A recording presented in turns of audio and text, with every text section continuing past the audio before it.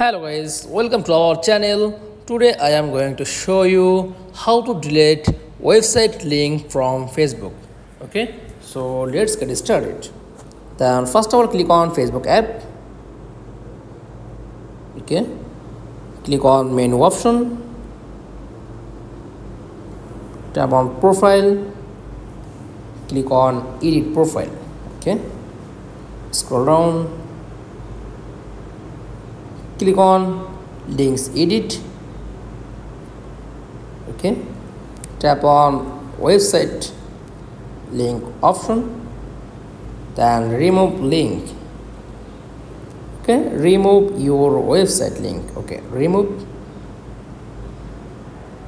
That's all, your link has been removed from your profile.